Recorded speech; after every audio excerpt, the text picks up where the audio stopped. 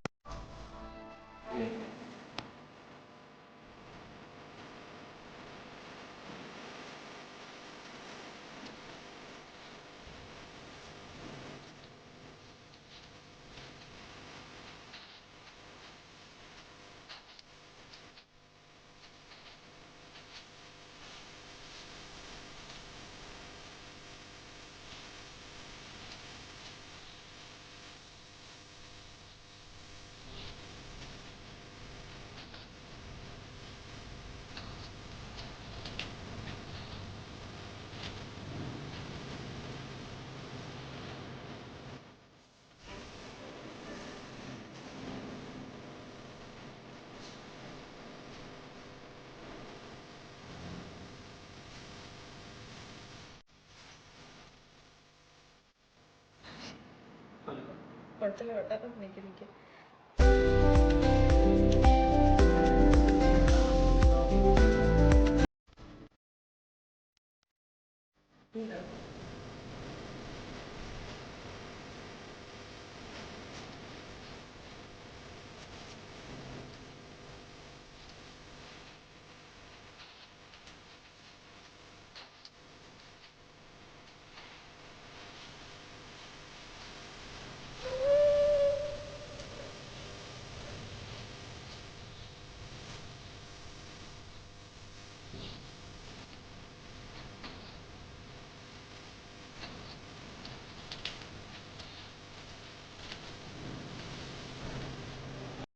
അപ്പോൾ എല്ലാവരും വീഡിയോ കണ്ടു എന്ന് ഞാൻ വിചാരിക്കുന്നു. അപ്പം ഇനി ഞാൻ വീഡിയോയിൽ യൂസ് ചെയ്തിട്ടുള്ളത് പറയാം.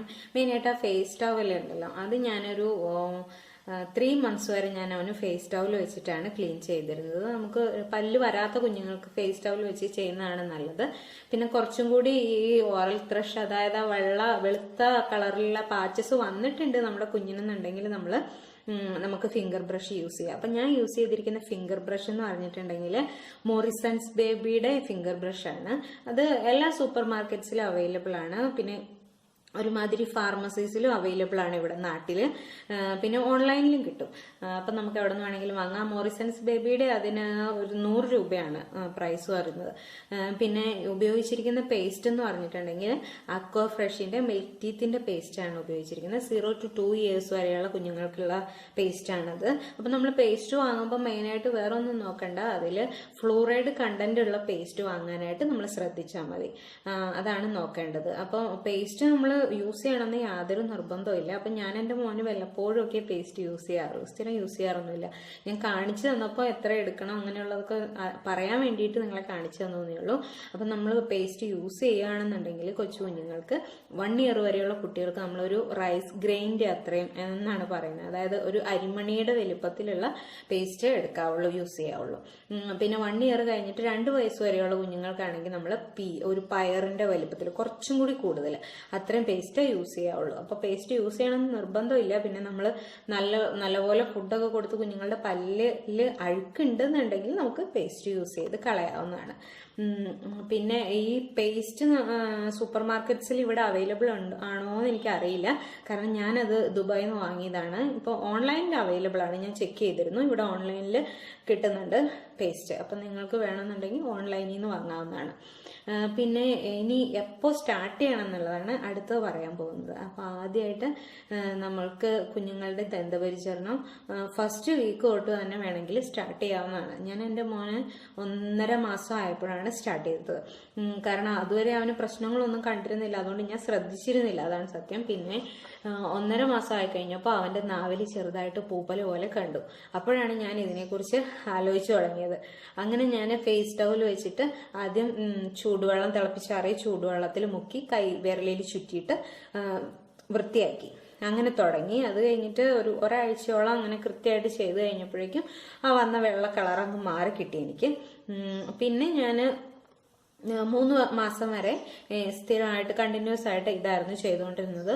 കുഴപ്പമില്ലാതെ പിന്നെ വന്നിട്ടേ ഇല്ല അവൻ്റെ നാവില്. അത് കഴിഞ്ഞ് 3 മാസം ആയി കഴിഞ്ഞപ്പോൾ ഞാൻ ഫിംഗർ ബ്രഷ് വാങ്ങി അത് യൂസ് ചെയ്യാൻ തുടങ്ങി. ഫിംഗർ ബ്രഷ് യൂസ് ചെയ്തപ്പോൾ കുറച്ചും കൂടി കൺവീനിയൻ്റ് ആയിട്ട് തോന്നി. കാരണം നമുക്ക് അകത്തേക്കൊക്കെ യൂസ് ചെയ്യാൻ പറ്റുന്നുണ്ട്, എല്ലായിടത്തേക്കും എത്തിക്കാൻ പറ്റുന്നുണ്ട്. അങ്ങനെ ഞാൻ ഫിംഗർ ബ്രഷിലോട്ട് മാറി. പിന്നെ ഇപ്പോൾ വരെ ഫിംഗർ ബ്രഷ് ആയിരുന്നു യൂസ് ചെയ്തിരുന്നത്. ഫിംഗർ ബ്രഷ് മാത്രം വെള്ളത്തിൽ മുക്കിയിട്ട്, ചൂടുവെള്ളത്തിൽ മുക്കിയിട്ട്. ഇപ്പോൾ ആണ് ഞാൻ പേസ്റ്റ് വാങ്ങിയത്. അവനിപ്പോൾ പല്ല് വന്നു. കുഞ്ഞുങ്ങൾക്ക് പല്ല് വന്നു കഴിഞ്ഞാൽ നമുക്ക് പേസ്റ്റിൻ്റെ കാര്യം ആലോചിക്കേണ്ട ആവശ്യമുള്ളൂ. അപ്പോൾ ഇപ്പോൾ പല്ല് വന്നു കഴിഞ്ഞപ്പോഴാണ് ഞാൻ പേസ്റ്റ് വാങ്ങിയത്. ഇപ്പോൾ 2-3 പ്രാവശ്യം ഞാൻ പേസ്റ്റ് വെച്ച് യൂസ് ചെയ്തിട്ടുള്ള. പേസ്റ്റ് എപ്പോഴും ഉപയോഗിക്കുന്നൊന്നുമില്ല, അത് നമുക്ക് ആവശ്യമുണ്ടെങ്കിൽ മാത്രം ഉപയോഗിച്ച് വെച്ചാൽ മതി പേസ്റ്റ്. അപ്പോൾ അതാണ് എപ്പോൾ സ്റ്റാർട്ട് ചെയ്യണം എന്നുള്ളത്. പിന്നെ പറയാനുള്ളതെന്ന് പറഞ്ഞിട്ടുണ്ടെങ്കിൽ ഈ ഓറൽ ത്രഷ്, അതായത് നാവിൽ വരുന്ന ആ പൂപ്പൽ ബാധയുടെ കാര്യമാണ് പറയാനുള്ളത്. അത് ശരിക്കും ഈസ്റ്റ് ഇൻഫെക്ഷൻ കൊണ്ട് ആണ് അങ്ങനെ ഉണ്ടാകുന്നത്. ഈസ്റ്റ് ഇൻഫെക്ഷൻ എന്ന് പറയുകയാണെങ്കിൽ അത് വേഴ്സ് ആയിട്ടുള്ള കണ്ടീഷനിലോട്ട് പോകുമ്പോഴാണ് നമ്മൾ ഈസ്റ്റ് ഇൻഫെക്ഷൻ എന്ന് പറയുള്ളൂ. അതുവരെ അത് ഓറൽ ത്രഷ്, അതായത് അത് കുഞ്ഞുങ്ങൾക്ക് യാതൊരു ദോഷവും ഉണ്ടാക്കുന്ന ഒരു കണ്ടീഷൻ അല്ല. പിന്നെ ചില കുഞ്ഞുങ്ങളിൽ മാത്രം, വളരെ റെയറായിട്ട് കുഞ്ഞുങ്ങളിൽ അത് ചിലപ്പോൾ വേദന ഉണ്ടാക്കും. വേദന വന്നു കഴിഞ്ഞാൽ കുട്ടികൾക്ക് സക്ക് ചെയ്യാനൊക്കെ, ഫീഡ് ചെയ്യുമ്പോൾ സക്ക് ചെയ്യാനൊക്കെ ബുദ്ധിമുട്ടുണ്ടാവും, അവർ കരയൊക്കെ ചെയ്യും. അങ്ങനെയുള്ള കേസിൽ മാത്രമേ അത് എന്തെങ്കിലും പ്രശ്നമായിട്ട് വരുന്നുള്ളൂ, നമ്മൾ ഡോക്ടറെ കാണേണ്ട ആവശ്യം വരുന്നുള്ളൂ. ഇല്ലാന്നുണ്ടെങ്കിൽ നമ്മൾ ഡോക്ടറെ കാണിക്കേണ്ട ആവശ്യമില്ല. നമുക്കിതുപോലെ റെഗുലറായിട്ട് ക്ലീൻ ചെയ്ത് നമുക്കത് മാറ്റാൻ പറ്റും. അപ്പോൾ അത് അങ്ങനെ വന്നു എന്ന് കരുതി നമ്മൾ ടെൻഷൻ അടിക്കേണ്ട കാര്യമില്ല. കണ്ടിന്യൂസ് 1 വീക്ക് നമ്മൾ രാവിലെ വൈകിട്ടും, കൊച്ചു കുഞ്ഞാണെങ്കിൽ ഫേസ് ടവൽ ഉപയോഗിച്ച് വെള്ളം തിളപ്പിച്ചാറിയ ചൂടുവെള്ളം, ചെറിയ ചൂടുള്ള വെള്ളം ഉപയോഗിച്ച് നമ്മൾ ക്ലീൻ ചെയ്താൽ, അതെല്ലാം ഇപ്പോൾ വലിയ കുഞ്ഞായി ഒരു 8 മാസം 9 മാസമൊക്കെ ആയി, അതിൻ്റെ പല്ലൊക്കെ വന്നു തുടങ്ങിയെങ്കിൽ നമ്മൾ ഫിംഗർ ബ്രഷ് ഉപയോഗിച്ച് ഈ സെയിം രീതിയിൽ 1 വീക്ക് ക്ലീൻ ചെയ്ത് കഴിയുമ്പോൾ തന്നെ അത് മാറിക്കിട്ടും കംപ്ലീറ്റ് ആയിട്ട്. അപ്പോൾ ഓറൽ ത്രഷ് വന്നെന്ന് കരുതി നമ്മൾ ടെൻഷൻ അടിക്കേണ്ട കാര്യമില്ല. പിന്നെ ഇത് വരാനുള്ള റീസൺ എന്ന് പറഞ്ഞിട്ടുണ്ടെങ്കിൽ മെയിനായിട്ട് ആകെ ഒരു റീസണാണ് നമ്മൾ എല്ലായിടത്തും പറയുന്നത്. അത് അമ്മമാർ ആൻറ്റിബയോട്ടിക്സ് യൂസ് ചെയ്യുന്നതുകൊണ്ടാണ്. ഒന്നെങ്കിൽ അമ്മമാർ, അല്ലെങ്കിൽ കുഞ്ഞുങ്ങൾക്ക് നമ്മൾ ആൻറ്റിബയോട്ടിക് കൊടുത്തു കഴിഞ്ഞാൽ, ഈ ഈസ്റ്റ് എന്ന് പറയുന്നത് നമ്മുടെ ബോഡിയിലുള്ള ഒരു സംഭവമാണല്ലോ. അപ്പോൾ അത് ആൻറ്റിബയോട്ടിക് കഴിച്ചു കഴിയുമ്പോഴേക്കും ആക്റ്റീവായിട്ട് കുഞ്ഞുങ്ങളുടെ നാവിലേക്ക് വരുന്നു. അപ്പോൾ അതുകൊണ്ടാണ് ആൻറ്റിബയോട്ടിക്സ് യൂസ് ചെയ്ത് കഴിഞ്ഞാലാണ് മെയിനായിട്ട് വരുന്നത്. പക്ഷെ നമ്മൾ റെഗുലറായിട്ട് ക്ലീൻ ചെയ്യുകയാണെന്നുണ്ടെങ്കിൽ ഇത് വന്നാൽ നമുക്ക് ഒരുപാട് വേഴ്സായി പോവാതെ അതിനെ നമുക്ക് മാറ്റാൻ പറ്റും. അപ്പോൾ എൻ്റെ മോനൊക്കെ അത് കഴിഞ്ഞ പിന്നെ ആ ഒരു 3.5 മന്ത്സിൽ കഴിഞ്ഞ പിന്നെ വന്നിട്ടേ ഇല്ല. അപ്പം ഞാൻ റെഗുലറായിട്ട് ക്ലീൻ ചെയ്യുന്നുണ്ടായിരുന്നു, അതുകൊണ്ട് വന്നിട്ടില്ല. പിന്നെ ഇത് എപ്പം നമ്മൾ കുഞ്ഞുങ്ങളുടെ പല്ല് ക്ലീൻ ചെയ്യണമെന്ന് ചോദിച്ചിട്ടുണ്ടെങ്കിൽ, അല്ലെങ്കിൽ വായ വൃത്തിയാക്കണം എന്ന് ചോദിച്ചിട്ടുണ്ടെങ്കിൽ, ശരിക്കും രാവിലെ വൈകിട്ട് എന്നാണ് പറയുന്നത്. അപ്പോൾ എനിക്ക് കൺവീനിയൻ്റ് ആയിട്ട് തോന്നിയ ടൈം എന്ന് പറഞ്ഞിട്ടുണ്ടെങ്കിൽ വൈകുന്നേരങ്ങളിലാണ്. കാരണം നമ്മൾ കുഞ്ഞുങ്ങൾക്ക് ഫുഡെല്ലാം പകലൊക്കെ കൊടുത്തു കഴിഞ്ഞിട്ട് വൈകുന്നേരം ക്ലീൻ ചെയ്യുകയാണെങ്കിൽ വാ നന്നായിട്ട് വൃത്തിയായിരിക്കും എന്ന് തോന്നുന്നു. അപ്പം ഞാൻ വൈകുന്നേരങ്ങളാണ് അവന് ക്ലീൻ ചെയ്ത് കൊടുക്കാറുള്ളത്. അപ്പം നിങ്ങൾക്ക് ഇഷ്ടമുള്ള സമയത്ത് നമുക്ക് ക്ലീൻ ചെയ്യാവുന്നതാണ്. റെഗുലറായിട്ട് ആ ടൈമിൽ ചെയ്യുകയാണെങ്കിൽ കുഞ്ഞുങ്ങൾക്ക് വലിയ മടിയില്ലാതിരിക്കും. പിന്നെ നമ്മൾ ഇപ്പോഴേ ക്ലീൻ ചെയ്ത് കൊടുക്കുകയാണെങ്കിൽ അവർക്ക് കുഞ്ഞു പല്ല് വന്നു കഴിയുമ്പോൾ പെട്ടെന്ന് കേടാവില്ല. ഇപ്പം നമ്മുടെ കുഞ്ഞുങ്ങളുടെയൊക്കെ പല്ലെന്ന് പറഞ്ഞാൽ ഒരു 4-5 വയസ്സാകുമ്പോഴേക്കും എല്ലാ കുഞ്ഞുങ്ങളുടെയും പല്ലിന് കേട് വന്നു തുടങ്ങിയിട്ടുണ്ട്. അപ്പം നമ്മളിപ്പോൾ ശ്രദ്ധിച്ചാൽ അവർക്ക് പല്ലുവേദനയൊന്നും ഇല്ലാതിരിക്കും. പിന്നെ എനിക്ക് പറയാനുള്ളതെന്ന് പറഞ്ഞിട്ടുണ്ടെങ്കിൽ പിന്നെ നമ്മൾ ഫുഡെല്ലാം കുഞ്ഞുങ്ങൾക്ക് കൊടുത്തു കഴിഞ്ഞിട്ട് കൊച്ചു കുഞ്ഞാണെങ്കിലും 1 വയസ്സ് വരെയുള്ള കുഞ്ഞുങ്ങൾ, അതായത് തീരെ കുഞ്ഞാണെങ്കിലും അല്ല കുറച്ചുകൂടി മുതിർന്ന കുട്ടികളാണെങ്കിലും നമ്മൾ ഫുഡ് കൊടുത്തു കഴിഞ്ഞിട്ട് കുറച്ച് പ്ലെയിൻ വാട്ടർ കൊടുത്തിട്ടൊന്ന് ജസ്റ്റ് വാഷ് ഔട്ട് ചെയ്യണം. അതായത് നമ്മൾ പുറത്തേക്ക് കുഞ്ഞുങ്ങൾക്ക് തുപ്പാൻ പറ്റില്ലല്ലോ, അപ്പം നമ്മൾ എന്താ ചെയ്യേണ്ടതെന്ന് വെച്ചാൽ കുറച്ച് പ്ലെയിൻ വാട്ടർ കുടിക്കാനായിട്ട് കൊടുക്കുകയാണെങ്കിൽ ആ വായ അങ്ങ് കഴുകി പൊക്കോളും. അപ്പം നമ്മുടെ പല്ലിൽ അല്ലെങ്കിൽ മോണയിലൊന്നും കുഞ്ഞുങ്ങളുടെ അത് ഇരിക്കില്ല. അപ്പോൾ കുഞ്ഞുങ്ങൾക്ക് വെള്ളം കൊടുക്കാവോ എന്നുള്ളത് നിങ്ങൾക്ക് സംശയം കാണുമായിരിക്കും. നമുക്ക് 40 ml വരെ വെള്ളം ഒരു ദിവസം കുഞ്ഞുങ്ങൾക്ക് കൊടുക്കാം. അപ്പോൾ അത്രയൊന്നും കൊടുക്കേണ്ട കാര്യമില്ല. നമുക്ക് ജസ്റ്റ് ഒരു കവിള് കൊള്ളാനായിട്ട് കുഞ്ഞുങ്ങൾക്ക് അത്രയും വെള്ളം കൊടുപ്പിച്ചാൽ മതി. അത് വെച്ചിട്ട് അങ്ങ് വാഷ് ഔട്ട് ചെയ്ത് പൊയ്ക്കോളും. അപ്പോൾ ആ അഴുക്ക് അങ്ങനെ നാവിൽ അല്ലെങ്കിൽ മോണയുടെ പറ്റി പിടിച്ച് ഇരിക്കില്ല. പിന്നെ വേറൊന്ന് പറയാനുള്ളതെന്ന് പറഞ്ഞാൽ കുറച്ച് വലുതായ കുഞ്ഞുങ്ങളുടെ കാര്യമാണ്. അപ്പോൾ അവരുടെ പല്ല് കേടുവരാതിരിക്കാനായിട്ട് നമുക്ക് ചെയ്യാൻ പറ്റുന്ന ഒരു കാര്യം എന്ന് പറഞ്ഞാൽ അവർ കിടക്കുന്ന ബെഡ് ടൈമിൽ നമ്മൾ ചോക്ലേറ്റ് അല്ലെങ്കിൽ ജ്യൂസ്, സ്വീറ്റ് ആയിട്ടുള്ള ജ്യൂസ്, അതോ അല്ലെങ്കിൽ പാസ്ത. ഇപ്പം കുഞ്ഞുങ്ങളൊക്കെ മിക്കവാറും പുറത്തൊക്കെയാണ് വളരുന്ന കുട്ടികളാണെന്നുണ്ടെങ്കിൽ നമ്മൾ പാസ്തയൊക്കെ ആയിരിക്കുമല്ലോ അവർക്ക് കൊടുക്കുന്നത്. അവർക്ക് ഇഷ്ടമുള്ള അതൊക്കെ ആയിരിക്കും, നൂഡിൽസ്, പാസ്ത, അതൊക്കെ. അപ്പോൾ അത് നമ്മൾ ബെഡ് ടൈം കൊടുത്തു കഴിഞ്ഞിട്ടുണ്ടെങ്കിൽ അതെല്ലാം പല്ലിൽ പറ്റി പിടിച്ചിരിക്കാനായിട്ട് ചാൻസ് ഉണ്ട്. അപ്പോൾ അതുകൊണ്ട് നമ്മൾ ബെഡ് ടൈം ഇത് അവോയ്ഡ് ചെയ്യാൻ ശ്രമിക്കുക മാക്സിമം. പിന്നെ പറയാനുള്ളതെന്ന് പറഞ്ഞാൽ ബോട്ടിൽ ഫീഡ് ചെയ്യുന്ന കുഞ്ഞുങ്ങളാണെങ്കിൽ അപ്പം നമ്മൾ കിടക്കാൻ പോകുന്ന നേരത്ത് കുഞ്ഞുങ്ങളുടെ കയ്യിൽ ബോട്ടിൽ കൊടുക്കാതിരിക്കുക കുടിക്കാൻ വേണ്ടിയിട്ട്.